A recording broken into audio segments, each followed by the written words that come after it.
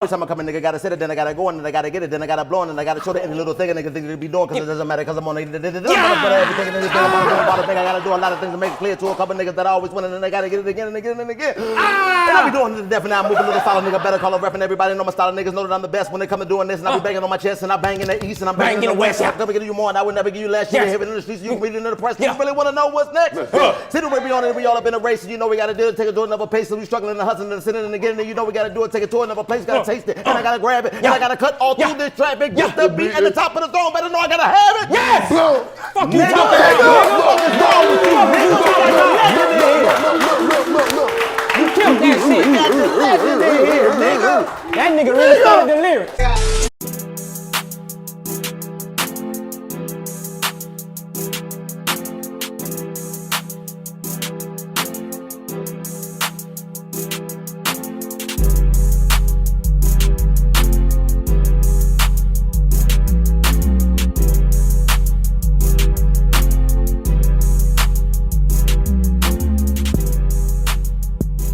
We in there. What we sound like? Yeah. Everybody good? 1, 2, 1, 2. We good, cat? You get that? Check my mic one time for the get back. Uh-oh. Can you hear that? Huh? My nigga. You could have ran that shit down. My nigga. Uh-huh. Gotta check that mic for the get back. For the get back. Yeah. Did you hear that? Huh? Did you get that? What? Can you hear that? Yeah. For the get back. Get What back. you say? Flip that. Get that. Karlous. Split that. Let me check my mic. Hello, can you hear me? Let me put my voice up. Get it dearly. Yeah. Got a couple niggas sitting near me. Yeah. And we try to do a yearly. Yeah. Roll up another one. Still smoke the roast cause you know I got another one. Yeah. I'ma have to smoke the other one. Yeah. Busta Rhymes got another son. I came through this motherfucker chilling. Yeah. Only had one chain on. I thought he was one of the motherfuckers that I seen last time that he had a chain on, but like no. No. This the new shit. New shit. I'ma chill cause you know I ain't gonna do shit. New shit, yeah. Got my black, get my blue shit. Blue shit, yeah. We be chilling on some crew shit. On some cool shit. That's the new shit. New shit. New shit. We gon' get them. Bought a whole bunch of New York niggas with them. Yeah, they in here. No fear.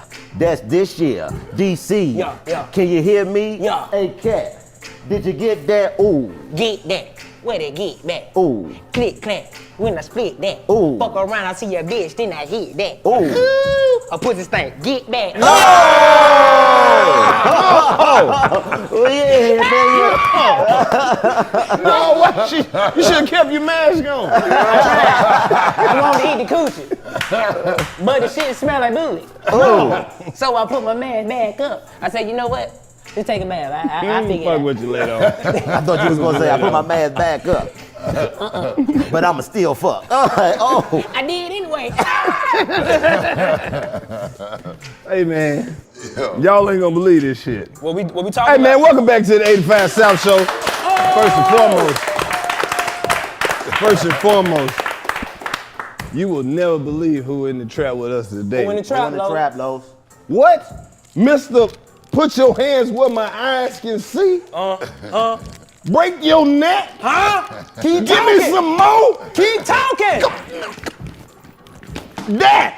Who? That's the only nigga that can do this in a song. Yeah. The most diabolical nigga. Talk your shit. Busta Rhymes. We got the legend of the building. WooHaa. We got you all in check. Hold up, before we get started, I gotta do it. I gotta do it. Hold up. Cut that shit. Everywhere I gotta go, everywhere I gotta get it, then I gotta spit it. Oh, no, that ain't it. Listen, you gotta do it. Cause I'm feeling like I'm running. I couldn't do I it. gotta get away. Better know that I don't and I won't ever stop. Cause you know I gotta win every day. If you never really wanna pop me, just know that you can never flop me. Yeah. Better know that I can be a little stop me. You ain't never gonna stop me. Every time I come in, nigga gotta sit it, then I gotta go in, and I gotta get it, then I gotta blow in, and I gotta show the any little thing a nigga think they be doing. Cause it doesn't matter. Cause I'm on everything and anything, about a thing. I gotta do a lot of things to make it clear to a couple niggas that I always win, and then they gotta get it again and again and again. And I be doing it to death. now, move a little solid, nigga. Better call a rep and everybody know my style. Niggas know that I'm the best when they come to doing this. And I be banging on my chest and I bang in the east and I'm banging in the west. I'm gonna give you more and I would never give you less. You hear it in the streets, you can read it in the press. You really wanna know what's next? Sit where we on it, we all up in a race. And you know we gotta do it, take it to another pace. So we struggling and hustling and sitting and getting it. You know we gotta do it, take it to another place. Gotta taste it and I gotta grab it. And I gotta cut all through this traffic. Just the beat at the top of the zone. Better know I gotta have it. Yes! Fuck you, you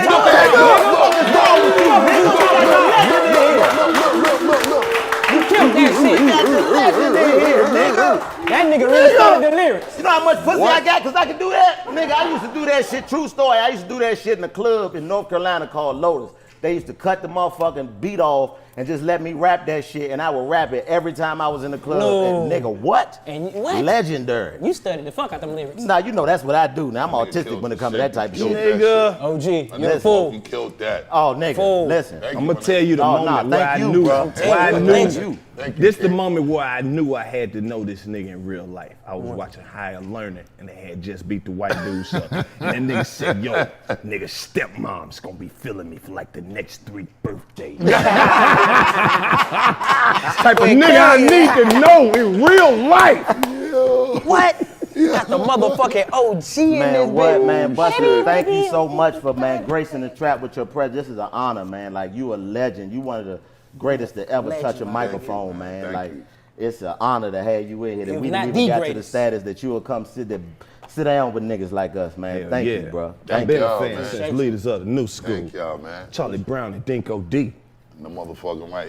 It's interesting that you acknowledging my bros, man, where it all started from with me, because I believe yesterday was the 27-year anniversary of the second and the last Leaders album. I'm 28. What? You 28, bro? I'm 28. That shit crazy than a I'm 1 year motherfucker. old, my nigga. That's crazy. how long you Shitting been on doing myself. That shit crazy, That's right? how long you You're a been doing fucking it, man. legend, my Thank nigga. you, my nigga. Thank you, bro. That shit crazy. Nah, I appreciate y'all, man. Man, what keep you motivated to still do it after all this time, man, and all the accolades and the things you've accomplished? What keep you still motivated to make this music? I mean, I think we can all agree, just being niggas in their right mindset. Right. You come from canned food, nigga, you taste a steak, you ain't want to go back to canned food unless you choose to. Ever. I don't want to eat bologna and cheese sandwiches because I ain't got no choice but to eat the motherfucker. I want to eat it because I just still love the motherfucker. Right. And in my beautiful ass $1 million home, I could still go and get me the potato bread slices, some mayonnaise, and motherfucking beef bologna and some American cheese, and slap the shit together and sit in front of motherfucking Cartoon Network and watch some shit that I grew up on, like Tom and Jerry, nigga. What you mean? Right. I think we all that same dude at heart. The thing that just keeps the torch lit, though, is the fact that when you taste that other side of the success that come with the sacrifice and the hard work that you put into this shit, and besides all of that, you just genuinely loving this shit. When I was putting them records out with Leaders, I was still living in my mom's crib. Hey. You know what I'm saying? So, you know, having an incredible moms like mine's too, she signed my deal when I was 17. I wasn't old enough to sign my deal. So, you know, mom's got to get the big salute because she could have been on an angry day with a nigga the day that contract was on the table and said, nigga, fuck your contract. You gonna take your ass to bed. Cause you still live in this house, nigga, and you acting like you ain't got no manners in here on this particular day, talking back to me about some shit cause I ain't let you hang out at that party last night past your little 2 a.m. curfew, which was the time that I had to bring my ass home at that time. And she could have just been on some shit. Y'all would probably never heard of Busta Rhymes ever because maybe that opportunity wouldn't have came around for a nigga I'm again. glad that shit didn't happen. Because who else gonna say shit like phenomenal swing like the ass on a black chick? Nigga, this nigga here. Yeah. Yo, he know. Oh, we know it. He Listen, knows. Listen, man. Like, and I tell you, Los, like, I always been a Busta Rhymes fan, but Los put me on to the, you know, it's always the B-sides that most people don't know and people don't hear. Be real This nigga shit. done put me on some shit. I'm like, nigga, because Nah, I always he- said you had the best beats in hip-hop history. Oh, nigga. thank you, brother. What? That one boom, song boom, that he boom, used just as an interlude that should have been the motherfucking single though. I'm trying to think of the name of it. Boy, I think it was Just Give It to Him Raw. And you used that as an interlude in like one of them videos. Yeah, I did make a song out of that record. I know, but it wasn't no single. It wasn't no single. Because how I got up on it is I heard the clip. I think it was in a video when you was sitting in the car and you was playing. I was like, what the fuck is that? Yeah. Found that shit on the album. Big up to Mega. Damn, I think Swiss made that beat. Swiss, what's happening? Swiss made that beat. Man, you be up on shit like before it's the shit. Like, I love how you dig into the catalog though, and you know joints. The sketch before Give Me Some More is some of the funniest shit I ever heard on a rap album, because the nigga on there big capping to a bitch, right? He trying to holler at the chick and he like, bitch, do you know how frivolous I am? I got a Hummer that I only drive to my mailbox. And that's all I use it for. The nigga said, I got custom made condoms made out of other people's dicks. Baby, will never be yours. But this is the whole, like, the sketch before Give Me Some More come on. That's some of the funniest shit. We used to say that shit every day at track practice. That shit crazy. See, I'm in another era, but I still love music. You feel what I'm saying? So when you was handling your business, like, you had some of the most best videos niggas now videos don't be creative, no nothing. Right. You was actually bringing your words to life. I think the lyricism, niggas don't give you the respect as a lyricist. Hands down. Nobody's fucking with you. I appreciate that. I love how you come on the song. You'll say some shit ain't got shit to do with it. but you know, at that time, and always for me, like, you know, I think the most important thing when you had the opportunity to get on collabs, especially, because a lot of the times those moments happened on the collabs. It was just about, how do you make it unfair from the first line? Right. Because there gotta be some sort of I don't give a fuck mentality that's being applied in order for shit like that to even come out your mouth and out your whole face. Right. And for me, I went into these shits having so much fun because I knew the bars that I was gonna include, that was gonna follow, that was gonna be the shit that you would critique from a serious place. Right. That's why those type of things would happen in the intro. Them lines wasn't in the bars. We gonna step in on some grand entry shit and just shake the room up and say some wild shit. That's how the intro was on WooHaa. The fuck y'all got to do with anything? Right. You know what I'm saying? And that is, I must decide, See, that is the song of 2020. That's a testament to you as a nigga. Who gonna be the nigga be like, yo, what he doing? Word, that's what it was. Who gonna stop him? Who gonna say it? Who gonna stop him? Who gonna punch your ass? Say, y'all niggas need to be saying. That's my 2020 theme song. WooHaa got you all in check. Because 2020 got us all in check, nigga. I'm telling you. That's if I had to put it in perspective. About the lyrics and the song, I gotta shit. bring up some shit that I know a lot of people never even ask you about.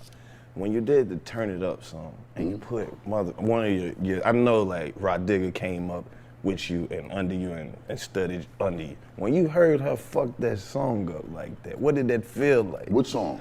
The Turn It Up, Touch It.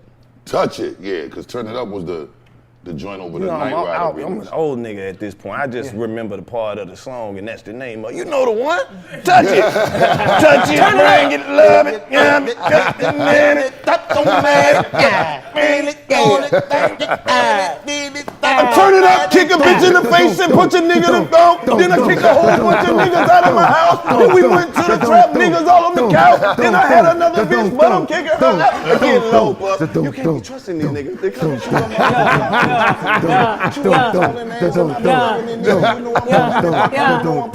bring it up, man! These bitches didn't want to punch in their mouth when they come in and tuck it and then it all in the house. Nigga, I be in there.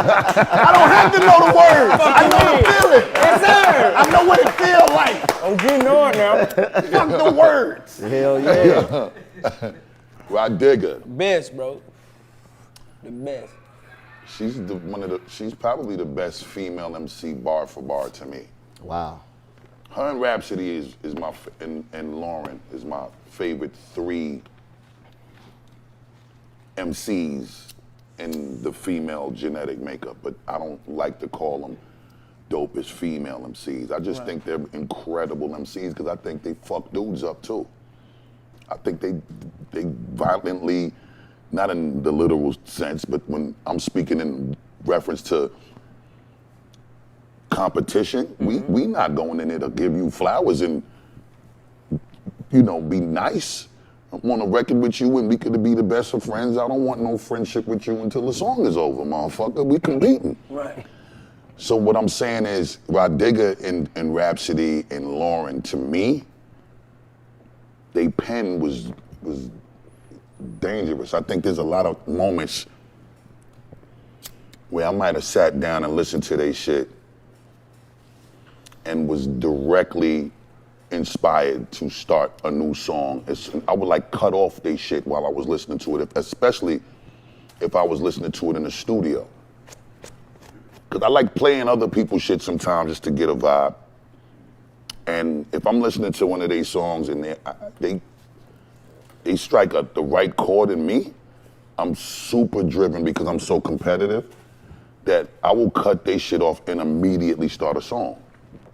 Sometimes you go in the studio, you ain't got a vibe. You go in there and sit around 4 fucking hours, 5, 6 hours. You leave, you ain't come up with shit. Right. That happens sometimes. Shit is like the greatest catch, you know what I mean? Is that the name of the movie on fucking with the niggas that go out there and throw the fucking fish net in the water and see if they catch the crabs and shit? The deadliest catch, yeah, them niggas. Stupid motherfucker. Yeah. See, I knew it. So I'm a fan of that show personally.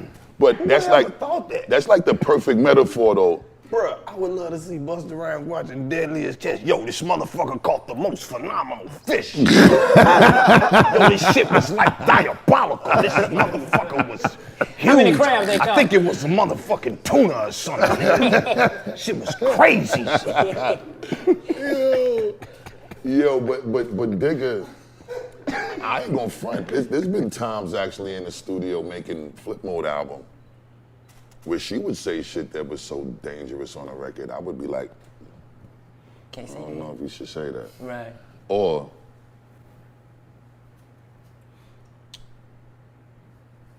let's finish the song tomorrow. Give yourself some time. She went that crazy? That nigga had to give himself some time. God Hey, man, damn. you know what, man? This studio costs too much. Digga, Like, you right. we gonna have to come back during the daytime when the hours is the money's a little bit I'm lower. glad you brought She up go that crazy? the Yeah, Flip she Mode still squad, does. though. Yeah, She still does. By the way, we completed a Flip Mode 20-year reunion album. Oh, that's Gotta dope. get- That's coming next year. So Hey, I'm glad you brought up Flip Mode Squad, and I'm glad you brought this legend over here. come on, we got the official Street Corner Colonel in the motherfucking on, building. man. Yeah. Spliff Starr, Spliff nigga. Starr. Hey, man, Come on, nigga. Come You on, a real nigga. nigga. You a real nigga, man. I'm so glad you brought him because now I don't have to ask you why you didn't. Bruh, this nigga, before we even ever heard this nigga say anything, was already a legend to me. Like, this nigga was so funny in the Dangerous video. Oh, bro. that's on God. That nigga crazy. He went crazy. Spliff, the reason why me and Spliff was so magical is because Spliff don't give a fuck neither. That's the beautiful thing about the way we was molded and shaped from a cultural standpoint. Like we Caribbean niggas. I'm a Jamaican nigga, he a Trinidadian nigga. So the showmanship that we displayed, a lot of that shit come from dancehall culture. And I don't think people really understand this whole hip hop shit was birthed from Jamaica. Like Kool Herc is a Jamaican nigga. You get what I'm saying? The whole concept of having big ass speakers stockpiled on top of each other and playing loud ass music outside, that come from Jamaica. That's dancehall culture. You know what I'm saying? So Kool Herc brought dancehall culture to the US and gave birth to hip hop culture. The only thing that changed was the type of music that was played and how it was played. But the concept is the same. Right. So the thing about dancehall culture is the critics, the audience, the way they was raised, it was in a way where, and in particularly Jamaican people is just a proud people. Like them niggas is outspoken like a motherfucker. And My favorite nigga. if you make people from Jamaica spend their money and come to a concert, They fuck with you. If they fuck with you, they gonna let you know. If they don't fuck with you, they gonna let you know in a way that you ain't gonna be able to understand, like appreciate, digest, or accept. Yeah, I did comedy at Footprints in New York. Wow, that It's the whole Footprint is crowd legendary. Jamaican. If they like you, they'll just stand there. But if they don't, nigga, you'll think the shit going terrible, but then they just be like, Keep going. you get one of them. All you need is one. It can be from the most random person in the whole room, but that's how you know you good. Nigga, I would have got low. I would have been doing my shit whispering. So Nah, but if they don't like you, nigga, the orders is loud as fuck. Everybody in the club get busy. Never OT. What? Yeah, but again, like I was saying, the reason why me and Spliff work so well is because Spliff come from the same thing. Yeah. And you know, when we was shorties and we used to, you know, we cut school, we was going to the hooky parties and we was at the block parties on the block and all of that type of shit. You know, we was studying the dance hall shit, even though we was loving hip hop too. Right.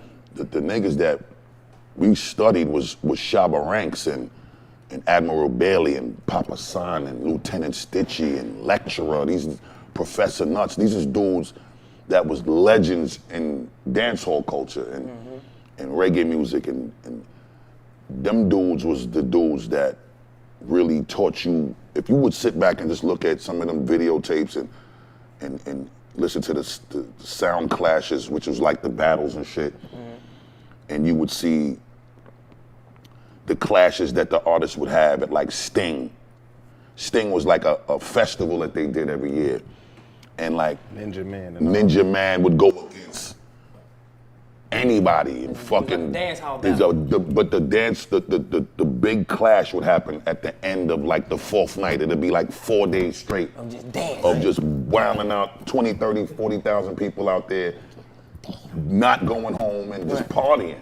And those clashes would be so detrimental that some of them just led to violence on the stage. A nigga get his face bust right on stage because the disrespect would be so crazy. But the showmanship, the legs kicking all over the place, niggas jumping around the fucking place, you swinging your fucking hand, you all of that shit. Yeah. While dudes in hip hop thought it was cool to just walk around with your chain on and you just hold your Johnson and you think you too cool to really do some shit that seem a little outside of the norm. Right. Me and Spliff would look at niggas and just laugh because we knew we was gonna come up there and mop the floor with their ass. Because when we get up there, we gonna do all of this extraterrestrial shit with all this other dynamite stick energy and fuck niggas up. Right. And that's what was the cheat code all the time. So, you know, I'm for the first time really like getting into like the specifics of where the ingredients came from for me and Spliff. Like a testament to what he was saying. How he felt like Spliff was a legend before Spliff said shit. He was. All right, cool. So it was the same way in East Flatbush, Brooklyn. So when Spliff was mad small, Spliff was always like a loose cannon, a little loose screw up top. I can tell that. So See Spliff, in videos. yeah, Spliff was crazy, but I ain't just talking about on an entertainment and a showmanship side. Spliff was also a crazy motherfucker on some street shit. No doubt. So I felt like the talent that he was showing just organically, like Spliff one time got into a motorcycle accident and he split his shin bone down this way. It's the same dance we see today. Yup. That one leg shit that you see niggas doing to this day, like The Pop Smoke, all them niggas. Yeah, but I ain't gonna say he created it because it's dancehall, like when they used to call it like skanking, right? And the old rosters would do this 1 foot shit, but Spliff now, he turned it into a big thing on the hip hop side because, and the funny shit, this how, all right, so Spliff, he's swerving in the street on a fucking Spree moped, right? That's when the Sprees was the shit. And the nigga doing this and doing this, and the nigga curved out too far, tried to go around a double parked car, and he ain't clear the car. Full speed. Nigga slap in front of in the back of the double parked car. Nigga flip about 6 foot, 7 foot in the sky. Land. The way he landed, the shin bone split down this way instead of crossway. Right. So you look at this nigga leg got a bone sticking out this way. So Spliff, he on the street. Spliff the one crying for the niggas. Ambulance come. He don't wanna cry. Spliff ain't crying in front of no nigga. Fuck you talking about? Ambulance come, put Spliff in the back of the ambulance.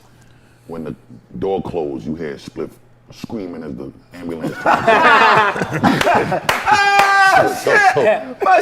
So a couple days later, you know, Spliff come out, he got the cash on, big block party outside on the block. Shit. And Scratchator, our DJ, he was a super young nigga on the block, but was nice with the fast shit and tried to learn all the Jazzy Jeff transforming shit and all of that, learned all of that. So he was down with a crew called TNT Crush, and them niggas had the block locked, had the neighborhood locked. Their system was super stupid, so they was getting booked to do all the local shit. And Spliff, with his showmanship, he like, fuck my broke leg. I'ma still pull up in the middle of these niggas that's trying to do all their little dance shit. And then they go on the crutches and the nigga just start doing the 1 foot shit with the fucking cash. And niggas is around him in a circle and he bodying this shit with the way he's spinning around on niggas with the crutches on and the cast on and he carrying on. And I seen this shit and I was like, this nigga's incredible. At the time, I'm back and forth between Brooklyn and Long Island. Right. I'm fucking with Leaders. And when Leaders broke up, I always was like, I'm gonna need, cause I was so used to the group and the group support system on stage, yeah. I was like, all right, I'm gonna do this solo shit, but I'm gonna need to figure this out and I'm gonna get that down to fuck with me and just follow my lead, cause I know what I wanna do. Spliff at the time was still in the street. It's even before I was able to buy my own V. I come to Brooklyn, Spliff all the time. He was getting his money in the street and was still getting into trouble in the street. In and out of jail, all type of shit. Got shot a couple times. But I was seeing this talent and I was just like, I hope that I could get or garnish enough success to save this man's life, because I knew bro since I was 7. And now I'm in a position where I got a deal and this might be the only way to save bro. He was willing to listen though. That's all that matters. Say that one more time. That nigga was willing to listen. You know what I'm saying? That was the most important part. And he was listening at a time when he was already getting his own money. Because he was giving me rides to the studio. Right. You know what I'm saying? Like when I needed to get to the stool, he was my whip. You know what I'm saying? One time we going to the studio, nigga had the grade 325 or the blue one. Was it the blue one? The blue 3. All right, so we riding to the stool. You ain't bullshit. Bang! We get into a wild car accident. Nigga left the shit right there. We break out. The next day, nigga pulled up in a gray one. Fuck you talking about? You need a ride to the stool today, nigga? Hell no, nigga, not after last night. I'm straight. This train. I'm good, nigga. I'm hopping in, nigga. You ain't catching no train, no. Nigga, them rats. I'm getting in that car. Nigga, them rats will bite you. But that's my brother on a whole nother level when it comes to just, and he's my elder. He's a year older than me. But it's a beautiful thing when, you know, motherfuckers could respect each other enough to still be able to say, all right, you know what, Bus, if this was the street shit, you would have to listen to me. Right. Yeah. But this music shit, I'ma listen to you. I ain't always got to be you the know driver. what I'm saying? You know what I mean? Sometimes you sit in the passenger seat and let the person who know how to drive this road Real drive shit. it. Real You know what I mean? Like, but you say you saw that in him and was able to recognize his talent. When did you recognize it in yourself? Like, when did you write that rhyme that let you know I'm nice? I didn't realize that I was dope because I just always believed that I was gonna be the dopest, period. That was just the determination and a divine that I was claiming. Right. But I knew what I wanted to do when I was around, I'd say about 7, 8 years old. I was being babysitted by a Panamanian woman by the name of Aunt Mitzi. She had a son named Alfonso. My mom's was working nights. And Alfonso used to do graffiti like how you see the shit in the Wild Style movie. This nigga would leave the crib like 2 in the morning and go bomb subways, like for real. And he would create his pieces of art that he was going to spray paint on the subway in this little black book. Mm-hmm. And the nigga used to make these motherfucking, you know the markers that got the thick ass tip on them? Mm-hmm. And them gray motherfuckers. Yeah, but he was home making them shits with shoe polish bottles and chalkboard eraser. So like, you know the chalkboard eraser from elementary school, they were like felt strips that was together. Yeah. The nigga would rip one of the felt strips off and then the nigga would bend it and he would stick the shit inside the shoe polish. He would empty some of the shoe polish, stick it in the shoe polish, put the top back on, screw it down, shake it up, the shoe polish became the ink to the marker. Right. This nigga was a genius. Right. Genius. Nigga go to the subway and was bombing the subways with the marker, and the tip of the marker would be like this thick. So like the thicker the tip, the iller the fucking tag was that you put up. Right. Then the nigga would bring his bag of spray paint cans. The nigga had his mask on like it was COVID back then, because you know the spray it'll fuck you up. Fuck you up, right. And these niggas would be out there, him and like 2 other dudes, they would go in like a little crew and these niggas would bomb subways and just put the most incredible shit up. But at 2 in the morning when he would leave, I was too young to go with him. I understood exactly what he was doing. I was in tune with all types of shit. Right. But they had an old school underground hip hop station. I ain't gonna front, I wasn't like 7 or 8. I would say I was like 9 or 10. This underground hip hop station, WHBI 105.9. Red Alert, the Supreme Team who made Buffalo Gals. 2 Buffalo Gals go around the outside. Around the outside. Them niggas, the guards was called the Supreme Team who made that song with Malcolm McLaren, who was an artist from Europe, became a classic in hip hop. They had a time slot on this underground radio station. Africa Islam was a part of the Zulu Nation under Africa Bambaataa. The Awesome Two, Teddy Ted, and Special K. So what they would do was they would get on the radio from like 2 in the morning to 5 in the morning. Mm-hmm. A lot of niggas wasn't in tune with that station or the time they was getting on. These niggas used to play the live battles from some of the founders and the pioneers and the architects of this rap shit, like Kumo D would battle Busy B. That legendary battle. You know about that battle. Yes, sir. Cold Crush Brothers, which is who leaders model their whole shit behind, against the Foursome D's, who ended up putting records out commercially as a singing group, but them niggas was MCs first. Right. So they would play these live battles on the radio that was happening in Harlem World and these different underground clubs throughout the city, and we was making pause tapes.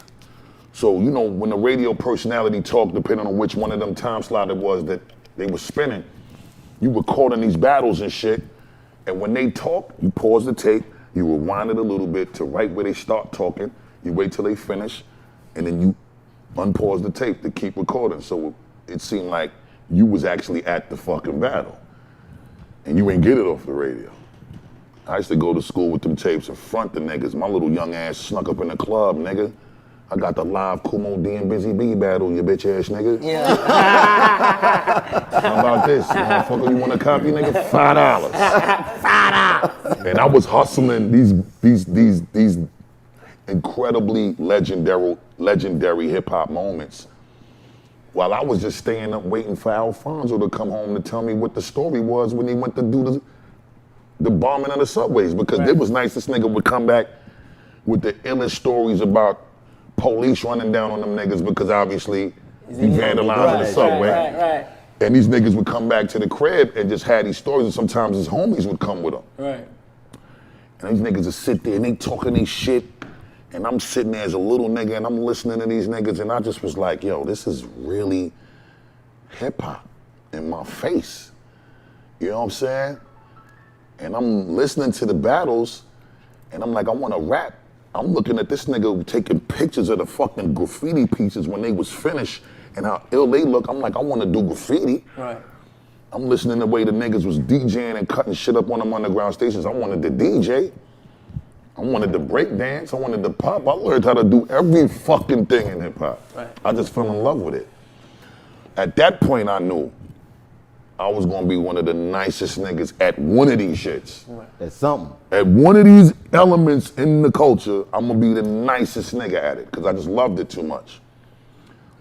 The breakdancing shit, I wasn't fucking feeling the bruises and the scars. Did you imagine this nigga? Can't do this one right here. Breakdancing ever, no? You got to do the leg move. Yo, it's a wrap after that one. Yo, you like boss, you shred. Hey, nigga. Flip with the left hand. You like, hey man, you got to find your own. I'm about to go fuck these niggas up, man. Yo. Yeah. I'm about to ask about another one of my favorite songs. Ghetto Life with Rick James. Oh, nah, that record Ghetto. was legendary. Shout out to Green Lantern on the production. You a great storyteller, by the way. Thank you, King. All right. Thank you. I get this. I can get listen to that. this nigga Talk say all anything. day. Yo, put two motherfucking big ass eggs in that shit. You gonna do my documentary. I Right, got the to. Morgan Freeman voice. You narrate my Nah, man, shit. he's doing my life story. Yo, so this nigga was born, right? Oldest nigga ever be born. No C-section, vaginal. No C-section. Straight out the pussy. No C-section. Straight out the No C-section. The way it opened up was so magnanimous. It was crazy to see. Yo, son, he didn't tear up the pussy though. The goat. He ain't tired the pussy though. Chico Nigga did. slid right Yo, out. y'all niggas is crazy. First. Now, I ain't even gonna cap though. Like my favorite video of all time, you and Janet Jackson. Favorite.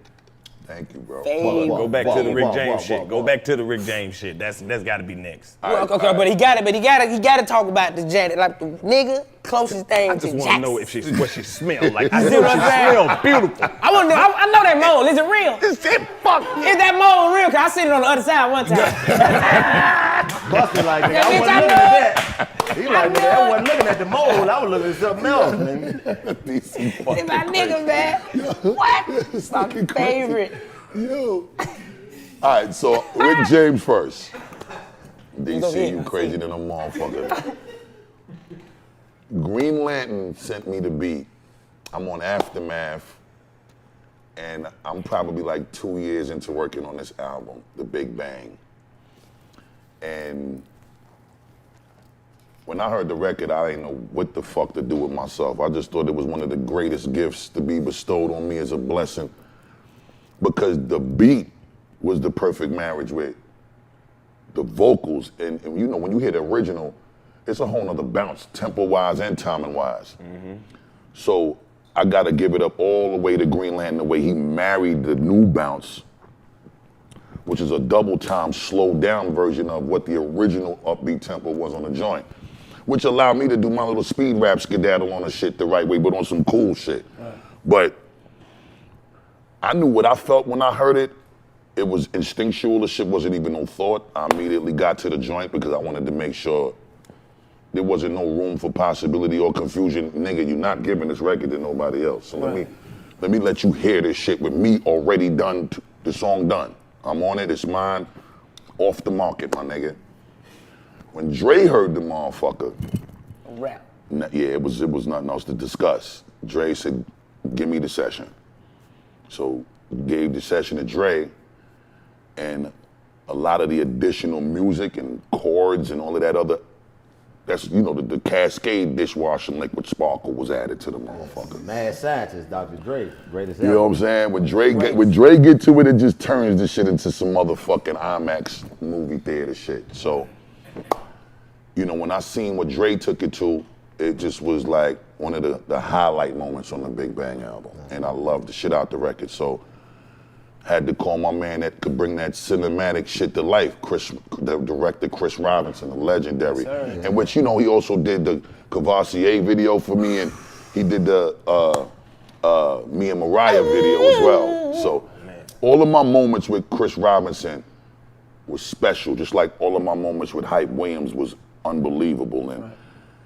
And I can't even front, like the beauty of what's getting ready to happen with my new album and the visuals that I shot for him. I can honestly say proudly that the videos that y'all have known and grown to love a motherfucker for, we took it all the way back to that shit. Oh, that's beautiful. You know what I'm saying? Like, it ain't none of that. It's too late for me to compromise at this stage in my life. Like, I'm just married to my way. Right. Your way perfect, man. And my way, it's always worked for me. And I ain't trying to fix shit that ain't broke. Right. So I mean, we grew up on all your shit. Like, it's moments that are pinpointed in our life with Busta Rhymes. Thank you, and King. shit like that. And it's like, just know that you appreciate it for all your creativity and individuality. Gotta give you flowers right We here, gonna brother. always fuck with you because we know you ain't gonna be sounding like nothing else. Oh, You man, gonna- that's- like I said, thank you're you. gonna give us those moments that, you know, jump out and kick you in your ass. thank you, So what King. made you knew like Appreciate you was it. a like fast rapper? Like you don't change your shit, you just adjust to the beat. And what made niggas think they can I'm like, who you the GOAT, my nigga? You don't rap like nothing, you rap like Busta, and Busta is you bustin'. Thank you, King. So what made you knew like I can't rap that slow, man? Y'all that shit, I can't do it. Well, to be honest with you, going back to the dancehall culture, like I was telling you, there's two artists that I first ever seen do the million words in one sentence in like 2 seconds. Right. This one artist named Papa San and this other artist named Lieutenant Stitchy. Them two dudes was so fucking crazy. I think back in '86, they did a Sting, which again is that festival. The festival, the fourth day. Yeah. They did the fourth day in '86 as a clash against each other, battle against each other.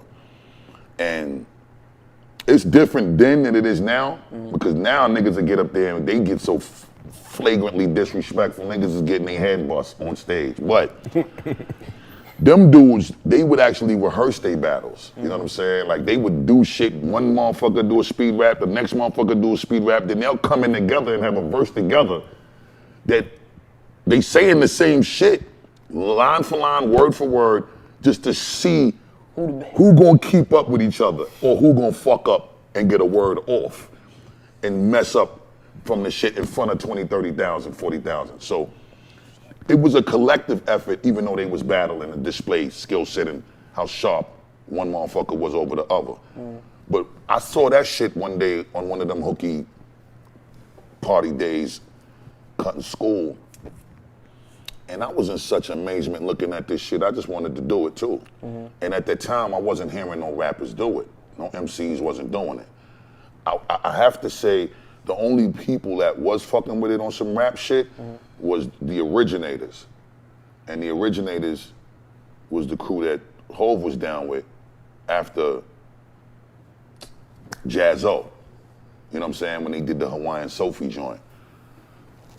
They was on their speed rap shit.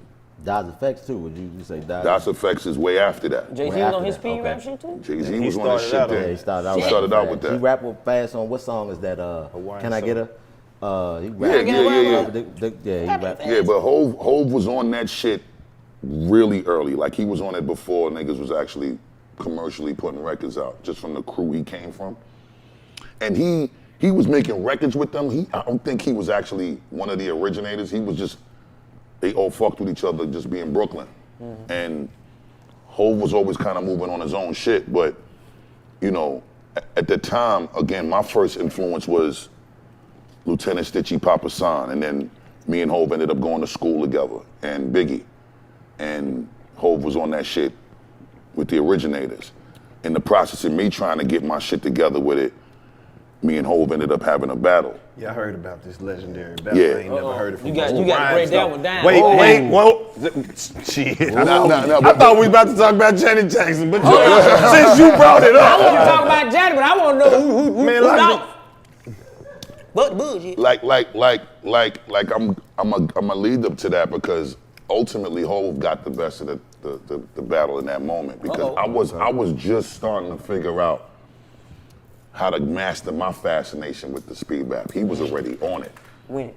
Yeah, he was already putting shit out, doing it at a incredible level of skill set, and was displaying that shit like he was just water spilling all over the place, just taking shape and form and however way he felt like it, because he had already Been practicing. He been on his shit with it, you know what I'm saying? Me now, at that point, with my competitive ass, you know, I always wanted to have my rematch, you know what I'm saying? It didn't happen, which was fine, because You gonna hit. I ended up getting my skill set developed to the point where I don't think nobody want to fuck with it now. No. And I don't think nobody wanted to fuck with it for a long time. I mean, it's interesting though, because there's a lot of incredible speed rapping MCs.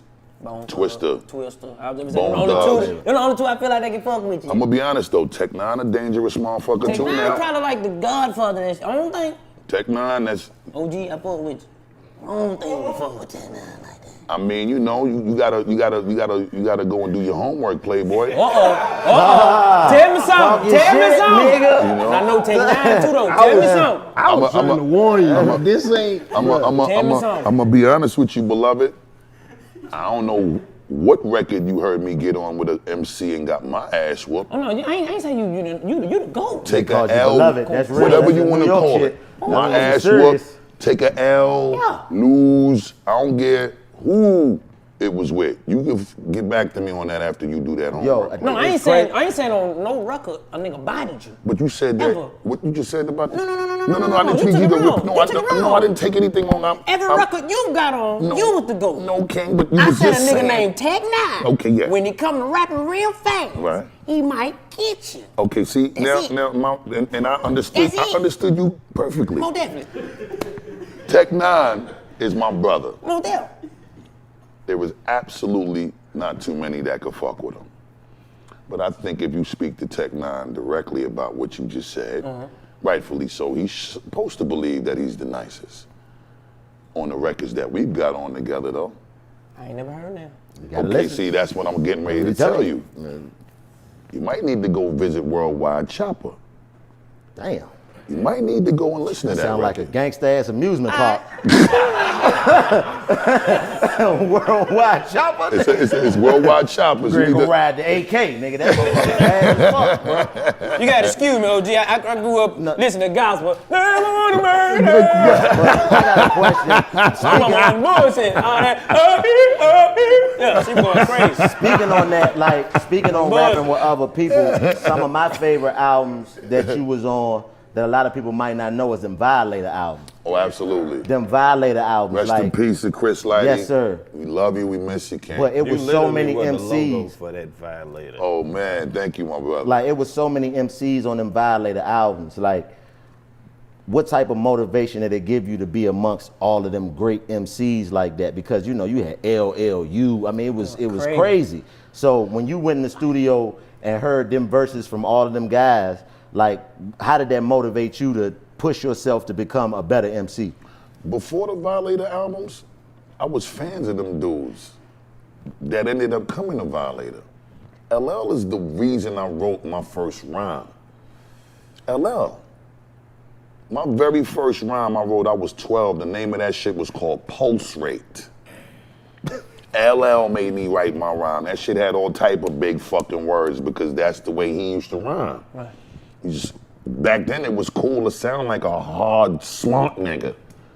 And being intelligent was a cool fucking thing. Yeah, because his raps was flawed. You know what I'm saying? Else, and the niggas ain't cursing in their records. They was busting your ass and wasn't even cursing on their shit. I eliminate Parks, cut them up in chunks. You know what I'm saying? So neatly. Fucking you up and wasn't even cursing. So it was like some fly shit to me.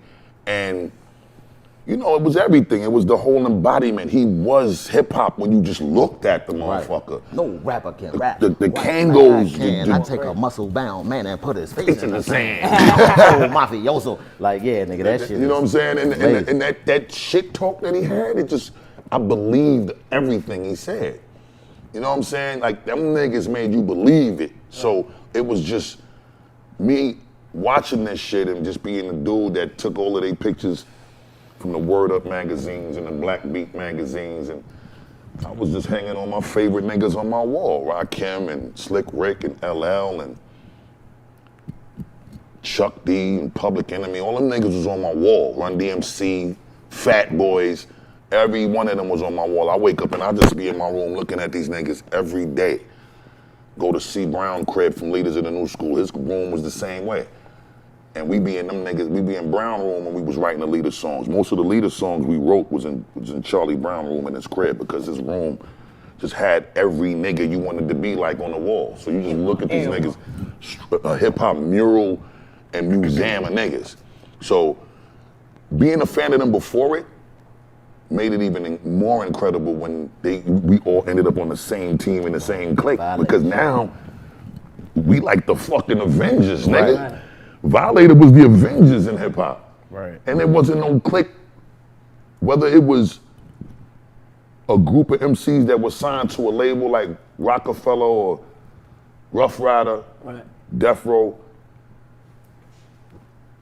There wasn't no management company like Violator neither. And it was just something else going on because Violator started, it was given birth to after Rush Management ended. Chris Lighty was a management rep at Rush Management. So under Leo Cohen and Russell Simmons, when they had Rush Management and Def Jam at the same time, they was managing a lot of the shit they had signed to Def Jam. We ain't gonna get into that. Nah, because you know at this point of the entertainment world, we know what that is. Right. It's not what we doing right here. It was okay, it was fine. They mastered, they had shit so fucking red carpet rolled out for each nigga that was lined up with them that you wasn't even missing bread if shit was conflicts or whatever, because it was like, just the money was just so stupid. But the point that I'm trying to make is they dismantled Rush Management, and I think Leo just came in one day and told Chris Lighty and all the other management reps, y'all could pick from the litter. Take whatever y'all favorite acts are and go start y'all own shit. Do what y'all want. So Chris took Leaders, Tribe, De La, Jungle Brothers. Started Violator. De La left, Tribe left, Jungle Brothers left, Leaders broke up. I stayed with Chris. So he was all that I knew. So it wasn't like I even was comfortable enough gambling, fucking with somebody else. I ain't know nobody else like that. And I wasn't comfortable with nobody else like that. Besides Chuck D and Hank Shockley. That's who gave birth to me. I got my name, Busta Rhymes from them niggas, and Leaders of the New School came from Chuck. Chuck gave me my name, Chuck gave Leaders our name, but he wasn't trying to manage nobody. So I still needed Chris. Now, I was the only Violator artist. WooHaa come out, gold in 4 weeks, platinum in 8 weeks. The Coming First album come out in '96, gold in 6 weeks, platinum in 2 months. Niggas is looking at this shit after everybody was questioning whether or not. Niggas is, and at this point, the whole question was, you know, all this nigga Busta Rhymes be doing on record, just screaming and with this rah the Dungeon Dragon shit all the motherfucking time. Do we want to hear a whole album of this nigga doing that? Nah, that nigga had a whole bunch of shit in his album. I'm telling you, rap. But this is before the album came. This is how niggas was talking. Right. So when the album came and we was able to get it right, and the success came with it, and shit started sticking against the wall, and the numbers was on the scoring board, niggas respected it in a whole nother way. That's when the attraction and the appeal of Violator started to look sexier, and a whole nother dynamic to artists. Niggas was like, oh, we see our niggas. We might need to pull up. Right. that was you who started that Dungeons Dragon shit. Who didn't know? The younger generation of hip hop. Nah, I can agree with that. You know, that shit is 29 years ago. But that's what I'm saying. It's like a lot of people, people. the younger generation heard it first when Nicki Minaj said it on the verse. Yeah, You get what I mean? Like that brought it back to be like, what? You didn't know where that came from? Right. So that was. Nah, and I appreciated her for doing that. Yeah. You know what I'm saying? I really. She the GOAT too. I appreciated that record, and I actually got on a remix of that record. It never officially became a remix, but I sent her the verse and she fucked with it, and she actually brought me out at the Hammerstein Ballroom in New York one time to do that verse live at a show that she had one time. And I got very, very fucking out of control on that record. I was in love with that fucking record, so I blacked on that shit. One of my particular favorite verses. But again, being at Violator and then seeing the success that I was able to acquire with Chris being at the head of the helm, and then Mona Scott came in, like right around my second solo album when Disaster Strikes with Put Your Hands and all of that shit came. And it was Mona and Chris. Love and hip hop, Mona? Yeah, Mona ran She deep in the Violator. hip-hop game. Mona ran Violator with Chris. The huge shit that Mona contributed to Violator was she wasn't only making sure that this music shit was moving and shaking the right way with Chris. She brought the whole component of the branding and the movie shit with me. Like the Mountain Dew shit that I did back then, Mona broke it down. Higher Learning and all of our movies I started fucking with. Mona was bringing all of that. She was making me go to the reading. She was lining me up with the casting agents and the agencies that was bringing them opportunities to the table. That was Mona. You know what I'm saying? Chris was making sure that the renegotiations for the record deals was in Who's behind it, Chris? several motherfucking M's, and the publishing deals was disrespectful M's too. Like, I'm trying to get some disrespect. I'm trying to get disrespect. Shut up, you bitch ass nigga. Right, all this respectful money we've been getting. We gotta get some disrespect. Y'all New York niggas get nasty. What the fuck you bitch ass, you bum ass nigga. I want bum ass nigga money. You bum ass nigga. Right. Can't talk to him Look like, at for me. You bum ass nigga. To talk to you niggas crazy. I got a cape and everything. I'm gonna get crazy. He got disrespectful M's. I got that what you about to do money. Right. What's after this? Fuck that. Yeah, that management company, 22 years, I never looked to fuck with another manager. And the only reason that I have a new manager now, which I got to big up incredibly, the legendary Steve Rifkin, who founded Loud Records. That's my manager. And the legendary Abe Blitz, who used to manage DOS Effects, is my co-manager. So I got some real iconic hip-hop motherfuckers on my team that has been a part of my growth for the entire journey. And if Chris didn't die, I probably would still been with Chris. You know what I'm saying? And once Chris passed, the whole Violator just dismantled completely. You know, Chris was an incredibly significant leader, you know what I'm saying? And that was an irreplaceable leadership quality. You know what I mean? He was the heartbeat, he was the veins, he was the whole shit.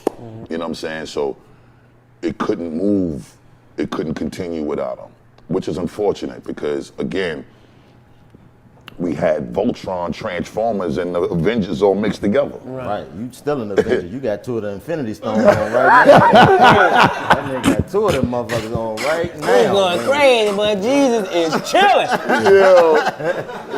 Two of the Infinity Stones. I've been looking like this nigga got on emeralds and rubies. Nigga going crazy. Somebody called Captain Planet in this motherfucker. You lift them up to the sky. We got to backtrack. We didn't even get to go to the Janet Jackson. Come on, the mole, man. Come on. All right. The immaculate. What you want first with Janet? How that whole thing came together? Listen, that whole thing with y'all getting them suits, What, all what, that what, shit is crazy.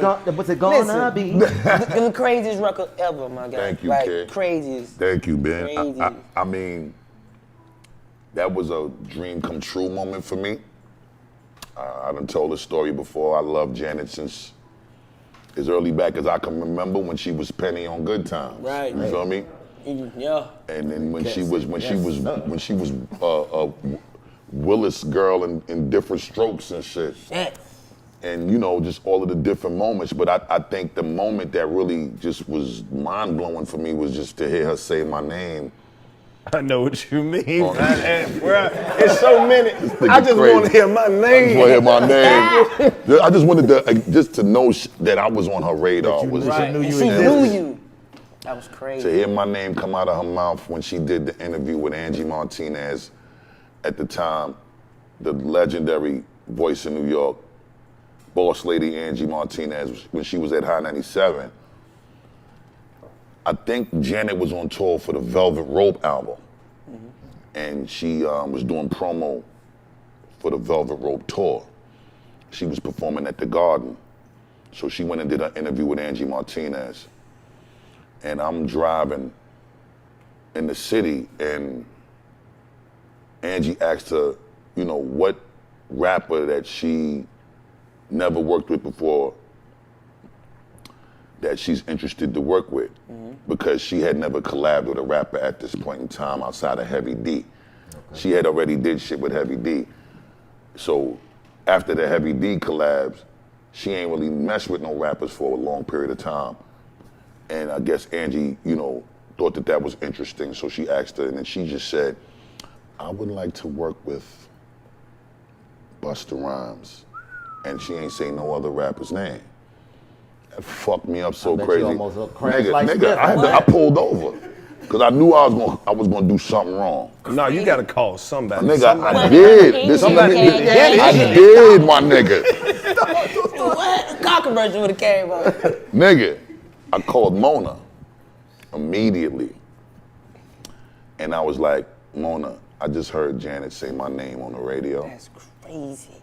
I need you to get in touch with Janet and tell Janet that I have a song for ready to go immediately. Now. Drop my blunt. Shit sounded so good. I ain't have no song though. You just had it. It was the flex game. It's the flex game. Nigga was capping. I was I will. super capping. I will. I ain't have no song, but I wasn't losing this moment. Fuck that. So Mona got in touch with Janet's peoples, and then they worked it out for us to get on the phone. I was nervous than a motherfucker at the time, because I didn't want to say nothing wrong that was going to ruin the opportunity. Kept it short and sweet, and immediately got to trying to find the fucking song.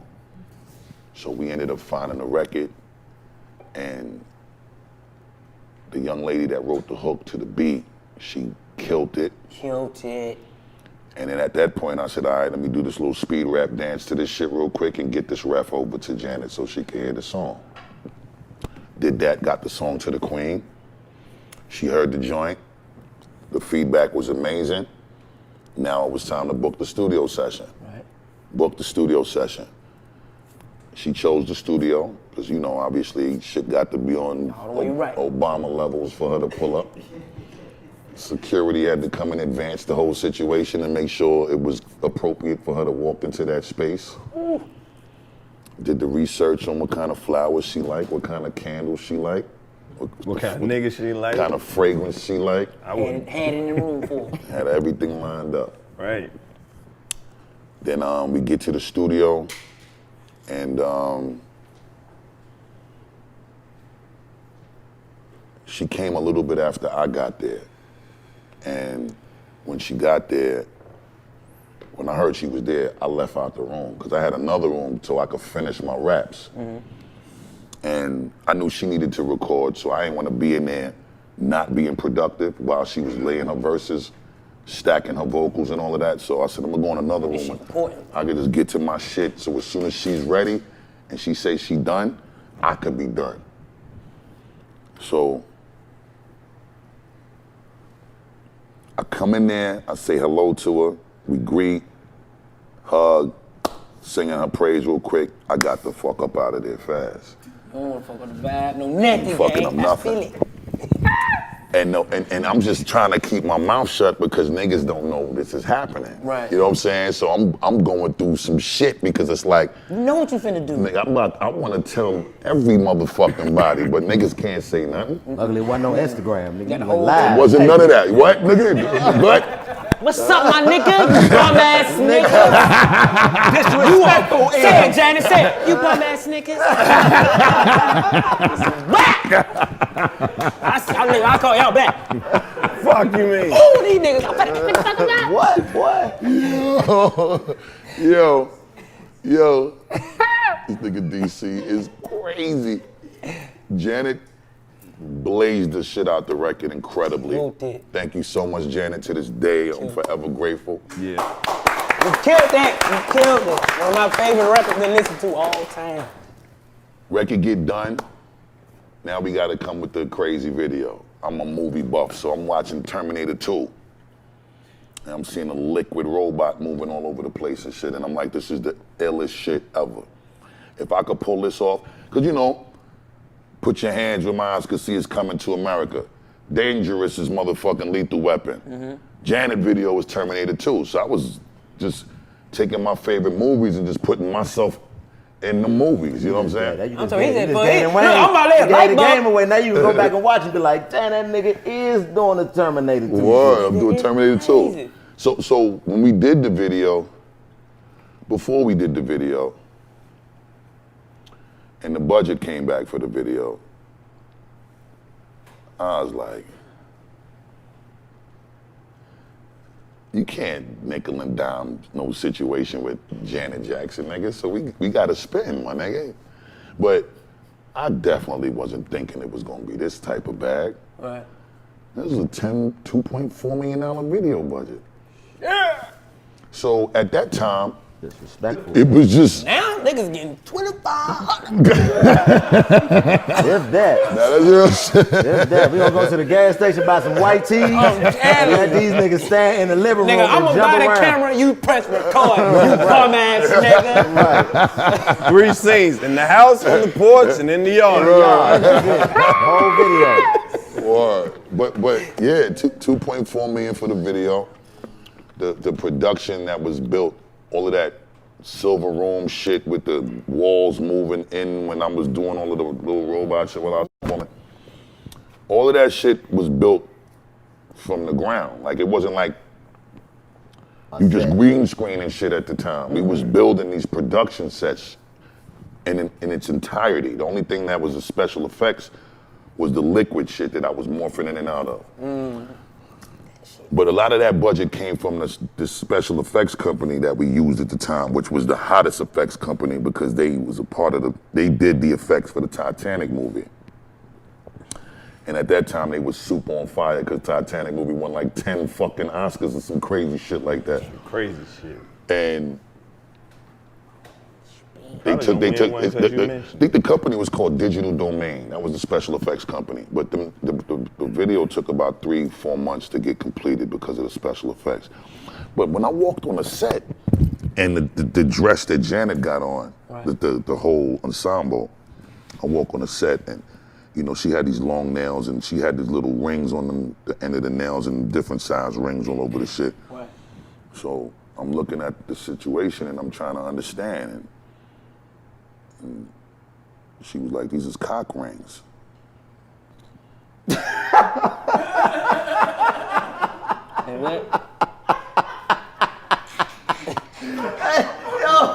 what the fuck, man? You should have laid into that, my nigga. Nah, my nigga, I'm just, cock rings. nigga, she said this to me and I was just like, wow, all right. So what the fuck are they? What's cock rings?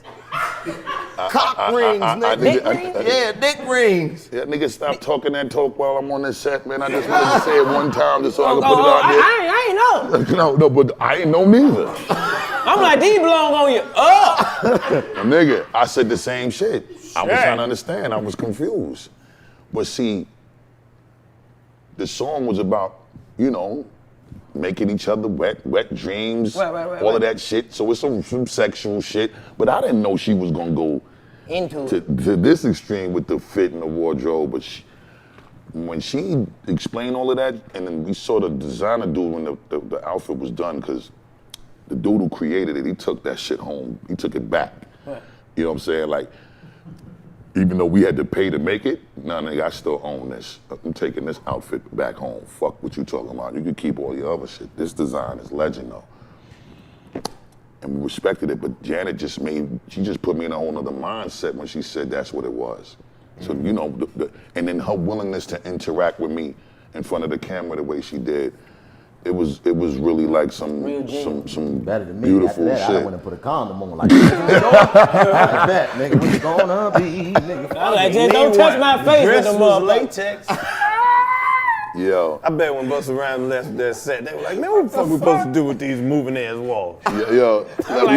We left all that shit. I ain't seen where we gonna put that. But at the end of the day, the shit turned out so magical, bro, that I don't know if I ever felt that. That magic again. I don't know if I felt it like that. That was that, you know, I've done some incredible records with some of the most prestigious, iconic queens to ever do it in this music shit. You know, me and Mary J, and we got a bunch of collabs. I was blessed and honored to be rocking with her since her first album, 411. And she put me on that, and Missy and Mariah, you know what I'm saying? Big up to Janae too, they was on my first album. Not slighting nothing from none of these beautiful queens, and I'm gonna continue to make iconic moments with them moving forward. So God it ain't a willing. remix without you on that bitch, bro. Oh nah, you Especially the long remix where it be a lot of niggas. I See, gotta Busta have, Rhymes, you gotta be like, on yeah, all I'm of gonna them, wait to that part. The rest of them niggas, I don't even care. When is Busta coming on? Nah, thank you, bro. But you know, it's throughout the 29 years of doing this, man. It's been so many legendary moments, man. We gonna probably need a 2, 3, 4 part series with the interviews with this interview because it's just so much golden moments to share. You know what I'm saying? The Janet shit was incredible too. But then you know, it's like, shit, man. I'm the first rap dude Stevie Wonder collabed with on the Big Bang album. Dang. You know what I'm saying? I gotta grab my penis. Look at Stevie, hey Stevie, you see I'm fucking with you. Oh, well, now you don't see it, but He gonna hear about it. yeah, you gonna hear about it. Just know it's a young nigga fucking with your style. Yeah. Just know that. Yeah. Stevie heard WooHaa and was like, who is this person? I must be around Yeah, there. that's my Taurus big brother though. That's my big Taurus brother, and we actually got some new magic in the works coming soon. I hope we got another monster getting ready to come soon. This is probably my third collab with him because I also did something on his Time to Love album that came out through Universal Motown a few years ago, and you know he fuck with young Busta Rhymes. I'm the young bull. I'm the young Taurus brother of his. So you know he put his arm around me and give me guidance, and he schooled me to shit both professionally and personally. You know what I'm saying? So it's these kind of blessings that I keep getting bestowed on me to be able to, you know, look at these moments and be like, how could you not continue to have the passion and the fire to want to do it? Right. You know what I'm saying? Like, niggas is in trouble if they think that I'ma stop. What the fuck you mean stop? Fuck you talking about bum ass nigga? Bum ass nigga. Bum ass Fucking nigga. bum ass. Nigga. Fuck wrong with these niggas, son? Bum ass nigga. Get off me. That nigga ready to turn to Thanos in this motherfucker. Get Stop off me. You heard what this I'm nigga alive, said. The next 3 birthdays. Word is bomb. Fuck that. I'm definitely too much. I've taken 11 years to finish this new album. In addition to what the new album is going to be as an experience in itself, and it's called Extinction Level Event 2. Oh. Yeah, because Extinction The Level Wrath Event of 1 was God. cold as hell. Thank you, brother. And you know, it's ill that you know the first song you bring up is not what you asking for. Now Just give it to me raw. You know what I'm Just give it to saying? me. That was on Extinction Level 1. That's a 22-year ago album. So 22 years later, you know, we looking at the shit that's going on. I've been trying to tell you niggas all of these Been albums. saying it. What they talking about? I've just been trying to tell niggas about this time that's coming. Real hip hop. Real hip hop. Oh, let me ask you this. Let me ask you Real this. hip-hop. You already know. So check this out. We had the big family, Gip from Goody Mob over here. OG. He told Oh, us yeah, about yeah. the exact moment when you brought the Behold a Pale Horse book. And now tell me the story. We used to be in First of all, big up to Dallas Austin. Yeah, real big ups. Oh, dude. Yeah, legend. Super duper big up to Dallas Austin. I don't think people understand how significantly important he is to this culture and how the shift of the young black executive was ushered in really via him. A lot of niggas don't understand that. Dallas Austin was 18 years old with a $4 million facility called DARP Studio and had like $6-7 million worth of cars parked in front of that motherfucker at 18. God, dang, disrespectful. See, at the Terrible time, my nigga, he had TLC, 3 million, 4 million sold. Another Bad Creation, 2-3 million sold. Boys to Men, 10 million sold. This nigga was smacking the shit out of everybody and was still a child. And nobody was doing that. You motherfucking right. Damn. He was saying that shit without saying it. Right. With his bread and with his resume. And Clive Davis loved Dallas. Big up to Clive Davis too. But he loved Dallas. Dallas, when I broke up with Leaders, Dallas reached out to me and told me to come to the A. Dallas gave me the Flip Mode logo. Niggas don't even know that. I got the Flip Mode logo from Dallas because Dallas heard about Rampage. And he was like, I love what you're doing, Bus. I think it's time for you to become an executive though. Like, let's do something with Dallas. I mean, with Rampage, I'm gonna sign you to give you a production deal through Rowdy. You just start like your little label shit and let's put out Rampage. So I was like, I'm fucking with everything you talking about. I'm still trying to figure out my next move because I still didn't have the courage enough to want to do a whole solo album. So I got on my feature game. And when the Leaders broke up in 93 to 96, my way of getting to the bag quick, because I was the first one to have a child in Leaders of the New School. So I had to find ways to feed my son. Right. And I couldn't get it no more off of the Leaders of the New School shit because them niggas, we was over. Right. So, you know, I'm calling the studios to find out who in there. And at the time, you know, I was already popping from Scenario. Right. So niggas wanted to hear from Busta Rhymes. So I called niggas studio sessions to find out who in there. Right. This how the feature gang got popped. Yeah. Who in that bitch? I pioneered the feature, One of by my the way, favorite nigga. songs, too. Hold up, what I just said, N-I-C-E. I just said I pioneered the feature. Fuck you talking about, nigga? Talk your shit! I demanded that shit, you bum ass nigga. Put me on your shit. Cause this a bum ass nigga right I'm now. finna come rap. Move. Nah, but the way that used to happen was, you know, I'm trying to make sure I find money, feed my child. Call the studio session, see who in there. Find out who in there. Go to the bud spot.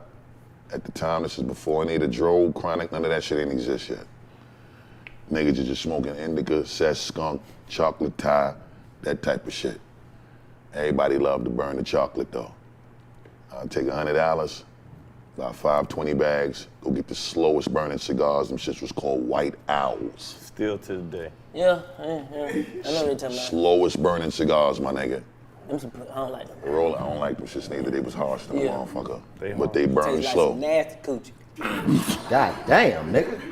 Nigga ate some pussy tastes like a blunt. This nigga crazy. Bitch, your coochie taste like a white owl. Yeah, but I would go on these sessions and I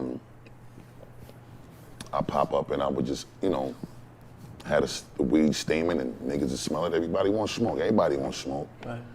Pass that shit around. You ain't leaving without your bud. And while them niggas is smoking, you in the corner writing Right. some shit.